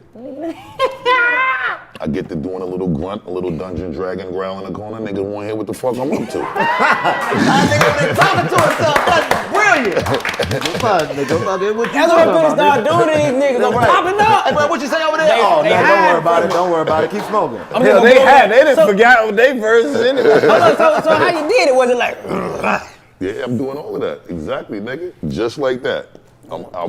After I write my shit, I'm saying it to myself. But then I get to moments where I gotta do what I actually gotta do on the verse and the booth. So if I got the Dungeon Dragon growl in the middle of the verse, I'm gonna do it loud enough for the room to hear it, but not hear it. Overbearing. Then they want to hear what I'm saying. Okay, now turn the mic on. Let me go do it in the booth. I get in there. I spit my shit. They can't hear the song without that verse no more. Right. We come back in the vocal, in the control room, playing the shit 3-4 times in a row. Niggas is high-fiving, everybody happy, the verse stupid. I leave. Chris Lighty, my nigga, listen to this joint I did last night with such and such. Yeah. Can you send that invoice for me, please, brother? You send the invoice, the lawyers get to talking, come pick up the check from the label, do that 3-4 times a week. That shit was very fucking lucrative shit to do. And I ain't had to split it with no crew. And I didn't have to recoup it from no budget. It was just my money for my motherfucking work that I was putting in, just beating the pavement and grinding. But, you know, at the end of the day, it was just doing all of that led to Dallas seeing the way I was moving. And he was just like, nigga, you want some shit. While you hot and got this momentum, let's put out an artist, but it's yours. I come out here, come to the Rowdy office. I needed a company name, and I just went back to Scenario Remix, and I was like, open up your mouth if you want the food to get rude, flip mode, cause I'm in the mood, Yeah, man, that's how it goes. Body get broke up, blood coming out the nose, give me your Band-Aid. So I said flip mode in that verse. So I said, I'm gonna take flip mode as the company name. And I told Dallas. Dallas came back with like 6 flip mode logo options, and I chose the one that the world ended up seeing. So that's the first thing. Let's big up Dallas for that, because Dallas, he helped me evolve into being an executive. Dallas did the same thing with Puff. When Andre Harrell let Puff go, Dallas called him and told him, come to Darp Studio. Come to the A, bro. I introduce you to Clive Davis. Bad Boy was born. Dallas had everything to do with that too.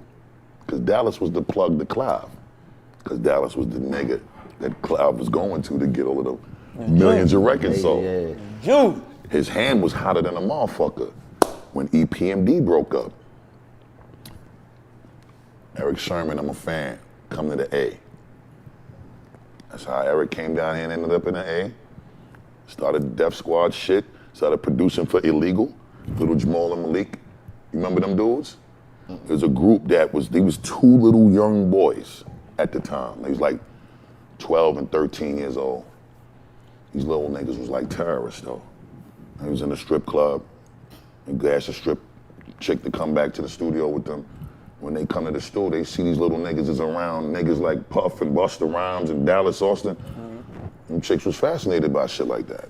They drinking, they get drunk, smoke weed, knock out on a futon or some shit. Them niggas get in the club. At 13? Yeah. People get you in the club. And these little niggas would take their cargo, crash their shit up, bring it back, park it. And I had them wake up from they sleeping off they high thinking they crashed their own shit. And I said, these little niggas is illegal. Dallas said that's what we gonna name these niggas. Illegal. The name of the group became Illegal. Went crazy. Eric Sherman started producing all their shit, and Dallas was producing their shit, and niggas was hard. Little Jamal ended up with Def Squad. You know what I'm saying? And again, Dallas was very instrumental in the evolution of Puff just being a dope A&R for Mary and Jodeci into becoming an executive, a CEO of his own company. Same shit with Eric Sherman. Same shit with Busta Rhymes. So back to Gip and Goody Mob, all of that time when we was in Darp Studio, we used to have these building sessions because, you know, I'm a member of the 5% Nation of the Gods and Earths. So I was always into knowledge of self and just researching high sciences and things of that nature. And Gip was always there. Gip was the first Goody Mob member that I knew. He was always there because, you know, the mother of his child, Joy, the beautiful and incredible Joy, she was working very closely with Dallas at the time. Right. So, you know, I was always super cool with Joy. She's a royal empress to me as far as talent and just as a human being. One of the dopest. Hey, Gip. ain't that the one of I lose all control? Yeah. When Yeah, you yeah, Triple yeah, X yeah. soundtrack. Yeah. That's the shit right there. And Gip is like my motherfucking brother. That's the God. You know what I'm saying? George Clinton at the time was coming through, and he was busting our head with so much high science because he started hitting us with shit about how when they was doing their Parliament Funkadelic concerts and they was landing the mothership on stage, that Fed used to pull up to try to investigate what was these niggas trying to tell people, because that Area 51 shit was supposed to be classified. But them niggas was doing that shit in their shows and, you know, talking that shit in their music, and it just seemed like they was tapping into some shit that was obviously letting the powers that be feel like they needed to pull up. So They ain't just gonna pull up. They don't just pull up. Yeah. They need to. figure out what Yeah, you're they want saying. to figure out what the fuck you getting into with this talk. So it was like George was sharing those stories with us, and the crazy shit was, as he was sharing them stories with us, he put me on to this book, Behold a Pale Horse, written by William J. Cooper. Yeah. I think he was a former naval briefing team member. He ended up getting killed too. Yeah, he did him great. But the ill shit is, this book was the book that really took what I was already dealing with as 5%, dealing with the God Nation, the nation of the gods and earths, and studying my shit and combining it with this shit, which was some whole other shit. And it just changed my whole perspective, which is what turned my albums into The Coming, When Disaster Strikes, Extinction Level Event, Anarchy, Genesis, it ain't Genesis, it ain't safe no more, Big Bang. Like, this continuing storyline that's connected by this silver lining, never deviating from what the concept is and what the content is. And I'm just adding these new different chapters to this book of Eli. Right. You feel me? You dropping knowledge on me. Nigga don't even know. You Right. killing them, OG. So it's like George Clinton did that to me. That's the effect he had on me, between the shit that he was schooling me with and that book. And Gip, being that he was around this shit, I gave Gip the book. And he took it to them, Goody Mob, all of my brothers over there, Cool Joe, CeeLo, and all. And when they got that book, it just turned them into something else. Cell Therapy was born. And they started dealing with the fucking who's knocking at the window. Yes, sir. Pow. Nobody. And in the videos, niggas is paying for their food with the barcode scans. Yeah. And now when you dealing with what's going on here with these niggas talking about these mandated vaccinations and all of this wild shit, and Trump at the fucking debate talking about we could get 200 vaccinations done a day because I'm gonna deploy the military to give it to niggas. And what the fuck military niggas got to do with giving a nigga a vaccination shot is beyond me. But I'm just saying this information was fascinating back then. Right. Never knowing whether or not it was gonna be true or come to life, but just the idea and the what if of it Right. was fucking with niggas. And I was drawn to that shit. So, you know, Gip and them took it, they ran with it. Even Outkast, I believe, started to really get into that shit because they was Southern playalistic Cadillac music at first, and then Especially Andre. they turned into this ATL. Nigga aliens. had shoulder pads. You know, Trip. Nigga had shoulder pads and the marching boots. I'm like, nigga, what are you? Fur diaper, nigga. What That are you nigga had doing? on like a fur drawers and shit like that. Legendary shit. yeah, but you know, all of that too is the showmanship. You know what I'm saying? It was showmanship. It was not being comfortable trying to just do the regular nigga shit with the baseball fitteds and the baseball jersey, you know, and the Tim boots. Like, we could do that all day, but, you know, there is a nation of motherfuckers that really want to go out there and show niggas how they really feel and how they really be thinking. Right. And how we be imagining shit and the what ifs if we could pull those off. What would the reaction really be if we just did it? And niggas just did it with their chests out like, fuck it, whatever the outcome is gonna be, it's gonna be, but I'm gonna nosedive head first without a parachute, and fuck it. However way I land, that's what it's gonna be. It didn't get to that point I don't want to say that it was just me. This is before me. You know, George Clinton and them was on that. But as far as hip hop is concerned, you know what I'm saying? I pulled from Cold Crush and Furious 5 because when you look at them, they was dressing up on some shit that was wild too. Right. They had them fucking feathers on and the fucking shoulder pads looking crazy. And shit, but see, they was pulling all of that shit though. Real shit on the album artwork. That's how Melly Mel and them niggas. They look like them niggas are standing up. A group of old pictures of your uncle. Real shit. Because everybody had that one uncle who had bullshit, but he was clean at that moment. Real shit, my Look at your Uncle Fred. My uncle's on dope. He ain't doing that. But I'm saying, like, you did that, Buzz. Like, I don't remember what video it was, but you was dressed like one of the niggas Chris Tucker was fighting in Rush Hour. You had like some Japanese shit. That was his clothing line. For real? Yeah. He had a clothing line. Bushi. Yeah. Short for Buster shit. See? Bushido warrior. Bushido warrior. Yeah, Bushido. But I just was trying to, I was just trying to maximize it all. I mean, karate clothes, nigga? No, I ain't selling no damn karate clothes, nigga. I was like, nigga, you is the goat. That nigga like, I'm about to sell some.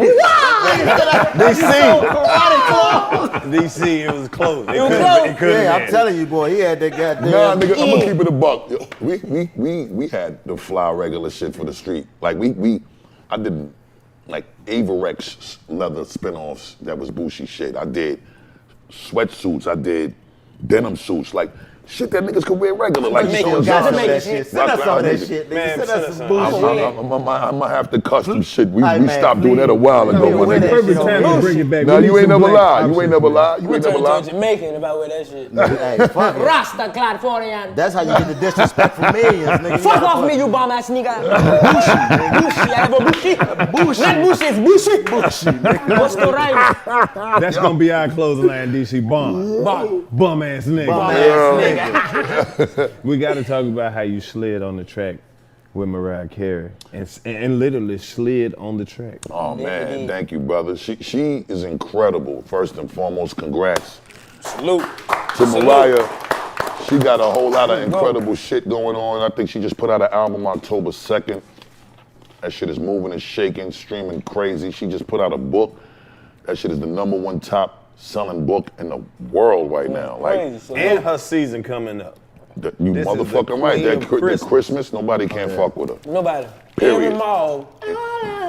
I'm buying a gift. Oh, that's a fact. Nah. She got the crown for that. Forever though. Yeah, her and nobody. Like forever. Her and In My Mind, them the only two songs you really know.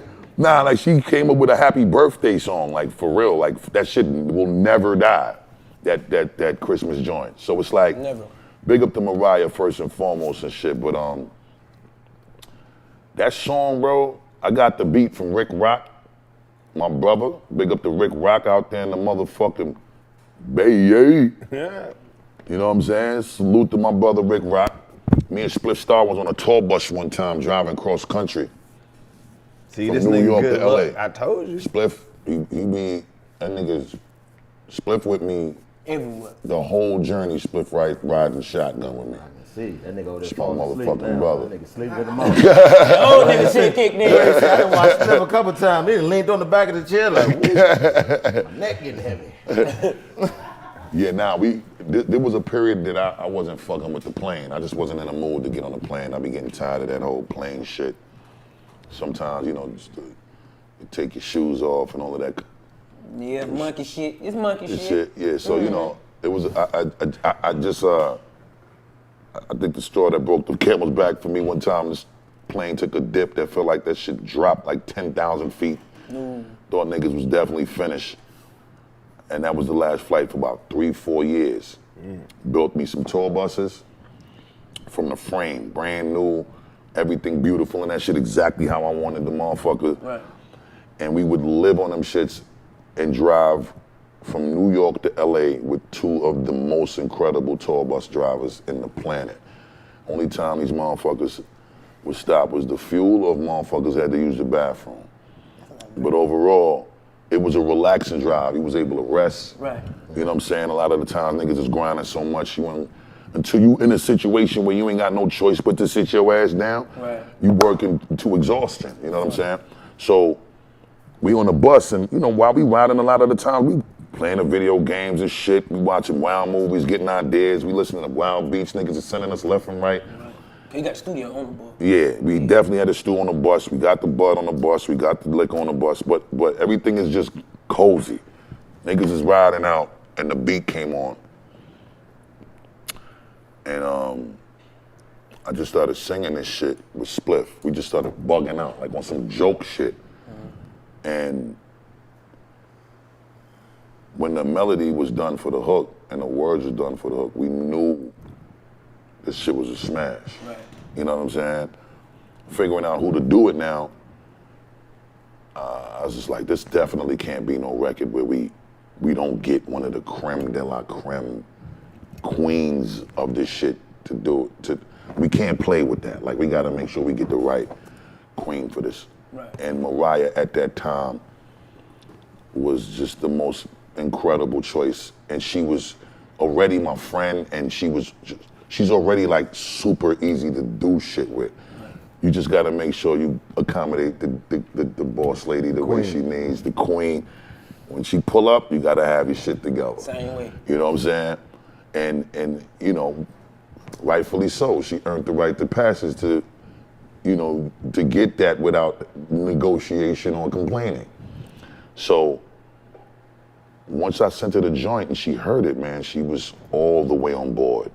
And that shit was so beautiful. She got that shit done super quick, turned it around. And it's ill because it was the first time that I ever learned about vocal rest. Like, there was times I needed to talk to her about her approving the levels to the song, and we was mixing the shit, and you know, we sending it back to them, just get all of the approval processes all done so we could send it to mastering, get it mastering, turn it into the label, request the clearances and all of that. For about 2 weeks, we couldn't get her to talk. She was like, you can only text me, you can't talk to me. And at the time, I didn't understand that. I kind of felt like I was getting shitted on. You know what I'm saying? What the fuck you mean, Queen? You don't want to talk to me? You know what I'm saying? Like, I don't understand this shit. Like, but you know, sometimes, especially when your voice is hoarse, you gotta shut your fucking mouth and let it heal itself. But her vocal rest, and we ended up having the same vocal doctor, and he's incredible, Dr. Kessler. Big shout to Dr. Kessler. But overall, she was a vocal rest at this point in time and was a weird experience for me because I could only speak to her via text. And she really, really, really did not speak for like 2 weeks. I tried wrapping my head around that. Like, even when you in a crib with your family or with your kids or with your loved ones or whatever, no conversation? Y'all in the same crib and y'all gotta write some shit down so I could tell you what I want you to do, or I gotta text you some shit to tell you what I need you to do. Right. Go get me something to drink. Text. Like, that was the first time I'm seeing this with her, and it was a valuable lesson because I ended up needing that same process years and years later, and I started to frequently lose my voice 2 years ago. And Dr. Kessler used to tell me I needed to go on vocal rest too, but I couldn't do that shit. Right. Fuck Busta Rhymes gonna keep his mouth motherfucking shut. Yeah, what the fuck type of shit is that? You can't goddamn, you ain't doing this shit. You had to go back to the breakdown stage. Oh yeah, nigga. What? Cause that shit is serious, like being an artist, like even with me, and I know I be doing like the stand-up shows, right. And I have to go to the studios, and I be, right. I know for a fact in my mind that is hurting me. Yeah, bro. I'm talking about literally hurting me. Yeah, bro. So people don't understand like how I have to sometimes get off the road, knowing that I want to go to the studio, but I literally have to go to sleep. It's real 2 or 3 days, book it on Thursday right. Because I have all weekend. Right. So it's a wrap. I get on the track, it's how do you want it? It's a rap. Real shit. You see what I'm saying? So the vocal rest, and that just put me in the mind like, nigga, you have to continue to do that. 2 weeks, don't say nothing. Nigga, that shit is a long Because you gotta understand, 2 weeks. is your voice at its prime when you wanted to do what you wanted to do? it's the best. Real So you shit. go in the studio and you just sound the best. You can be quiet for Bro, 2 you weeks, shut like, the Hell fuck no. up for 2 weeks. Ain't no telling who the fuck you sound like. Your voice healed so much you don't sound like you no more. Like I was saying. Welcome back, welcome back. like one of the white men. Have a holly jolly Christmas. Cold white men, boy. Nah, that's lit. Nah, I appreciate it, but yeah, Mariah, man, that's my friend. I love her, and I'm proud of her, and congrats to her with all the shit she got going on right now, because she's doing an amazing job. And again, man, it's exciting to be talking about all of this shit, because shit, man, I don't know when this interview gonna air, bro, but October 30th is 18 days away from right now. I don't know how many fucking days it's gonna be away. Speaking of future, be like, cause this shit coming out Friday. coming. Yeah, Friday. okay, so Today Friday for these motherfuckers. So what's the date on Friday? Friday? What's the What's date? the date? Today is the 12th. The 16th. Yeah, so in future, today is 16th. Friday the 16th? Yeah, that's when the promo 14 run days, started yeah. anyway. Yeah, real shit. That's perfect timing. So if today is the motherfucking 15th, the 16th. Right. You see how you If still today, doing your if shit? today is the 16th, then y'all motherfuckers got exactly 2 weeks and 2 days before this album hit the fucking street and shift the climate significantly. Extinction Level Event 2, The Wrath of God. I am not coming to discuss anything outside of how much I am going to bust y'all motherfucking head wide open. Real hip hop. We got Make it you first, niggas right rap here. again. Make these niggas rap again. They can't rap for shit. Make these niggas rap again. Nah, Boom, you know, I ain't gonna lie. It's so beautiful to be able to put out an album in this time, especially dealing with speaking directly to the times. Right. I take great pleasure in speaking directly to the times, especially when it's been a part of this storyline for the last 24 years, from the beginning of my solo career, not my group career. So 29 years professionally doing it since the first Leaders album in 91, but 24 years since the first solo album in 96. So to go from The Coming to When Disaster Strikes to Extinction Level Event, and then 22 years later come with my first sequel album. I never did a part 2 to none of my albums. No. This is my first part 2. And this is my first album at retail in 11 years. So this is a big moment for me. You know what I'm saying? That motherfucker dropping in 2 weeks and 2 days. Real shit. What? I can't wait. Thank you for coming and sitting with us and too letting hard, us be I a might part burn of it, myself. man. You know what I'm saying? For Nah, real. thank you, King. I'm honored to be a part of y'all, because I ain't gonna front. I done watched a few interviews with y'all. Y'all motherfuckers be having me in a stool, wilding. So to be here and y'all, and the thing that I think is dope with what y'all do, y'all remind motherfuckers how important it is to still laugh, my nigga. You know what I mean? All this wild fucking shit, this wild cowboy shit going on out here. White people acting a little crazy, a little too crazy. You know, the police department acting really fucking crazy. And, you know, black people out here trying to figure it out, but they still doing a little bit of crazy shit they shouldn't be doing too. But for the most part, you know, to be able to see that there is a struggle that's being fought every day on some very real, focused agenda shit amongst the common man that's just out here trying to find their way because they done took all types of civil liberties away from niggas.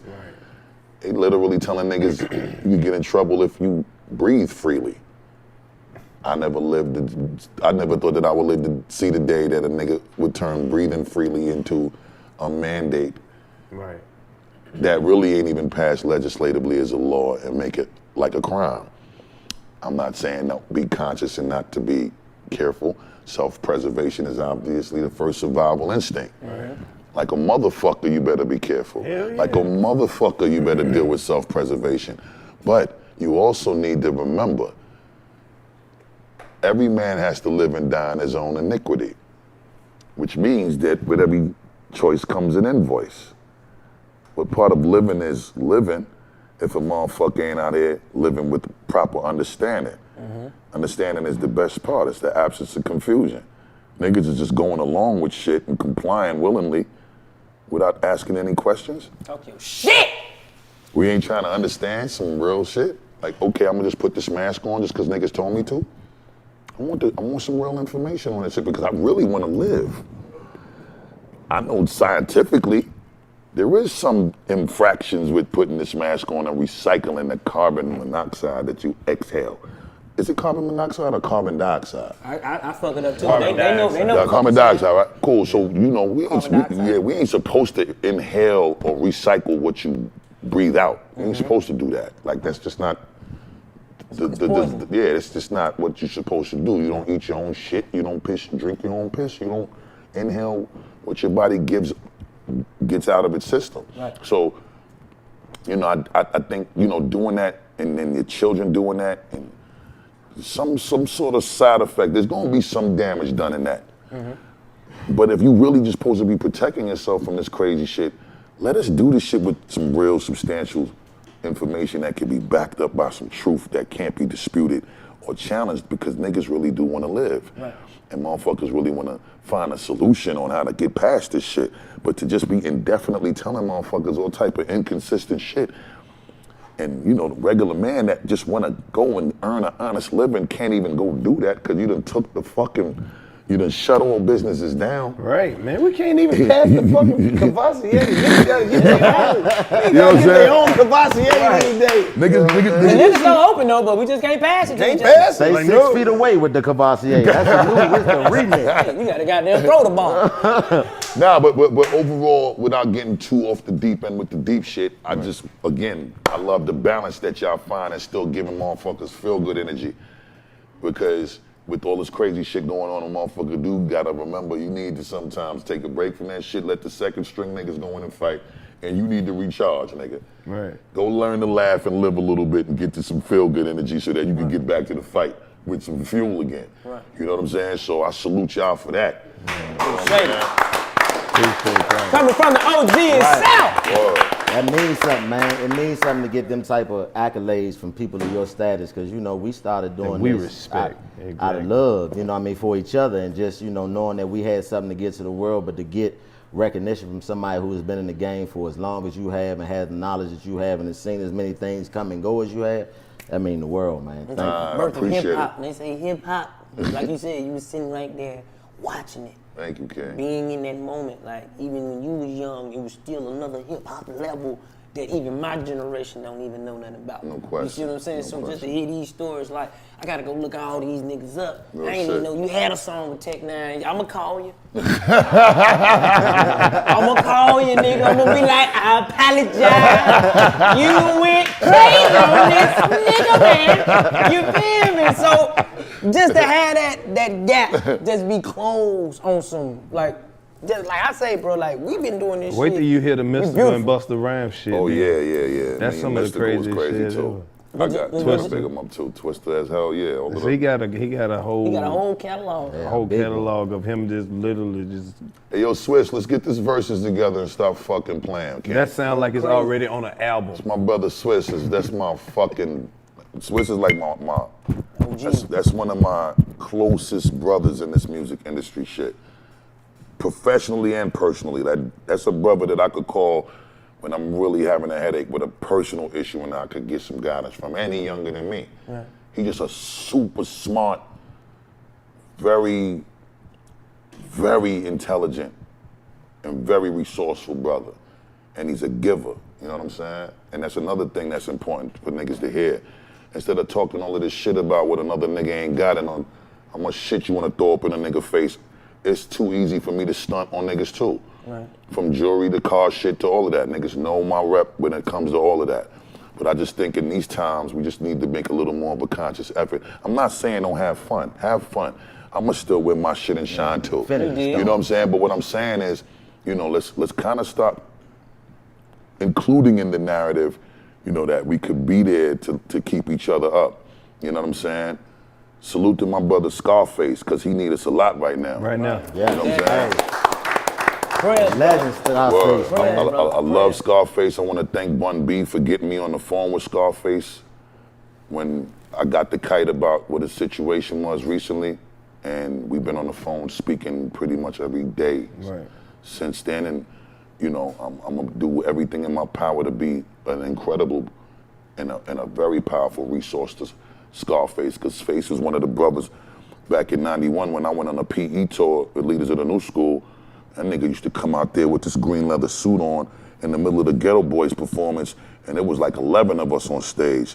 Leaders, Son of Berserk and the Hellraisers, Tribe, Public Enemy, Kid and Play, Oaktown 357, fucking Ice-T. Nigga, like this tour was so legendary, and PE headlined it and brought all of us out.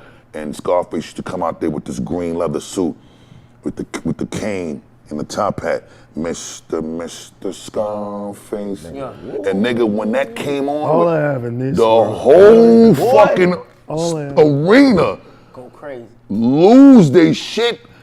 And it was just the spotlight, so you couldn't even see the face because the shadow of the brim from the hat was dark on it made his face dark. But he just had that walk. Came out on niggas on some Godfather gangster shit and would sledgehammer the venue in the middle of the Ghetto Boy set. Cause they would come and do their group shit. Right. Then Willie D would do some of his solo shit. Bushwick Bill would do some of his solo shit. Rest in peace, Bushwick. Okay. And motherfucking Scarface would sledgehammer that shit. Yeah. And these were shits that I was blessed to be a part of. So to have that kind of history with the bro, and we still been able to have that brotherhood all these years later, damn near 30 years, man. It's like, we can't sit there and watch and not be able to be crutches and keep each other up. Mm-hmm. Exactly. So, you know, I'm just saying that to say, every generation, every demo, you know, even the generations after us, like, be them resources for each other, you know what I'm saying? Because at the end of the day, no matter how proud niggas want to act like they are, motherfuckers need each other sometimes. You know what I'm saying? Yeah. And we gotta be there. One of my favorite YouTube clips. You in the studio with Timbaland, and then he was like, "Nigga, you ain't making no," you know, basically. Oh yeah, and I started fucking with the keyboard and pressed that shit. Yeah. That motherfucker Timbaland just heard me press that. He knew what the fuck he was doing though. Right. He knew he had all of them fucking tricks and treats up in the damn keyboard.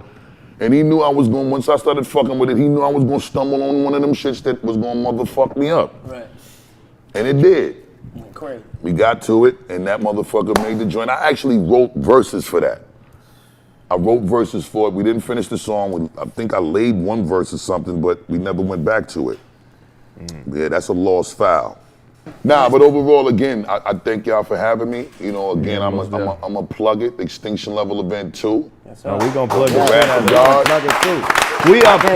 Did you know that this podcast was voted the #1 podcast amongst black people with no cable? You lying. Right? Nope. I swear on everything. What? The people's We are going choice. crazy. That shit is incredible. Congratulations. Appreciate you. Wow, that shit is. Yeah, we coming up in the we world. gotta give it up. Legend. Fuck you, man. Fuck you, man. Fuck you, man, beloved.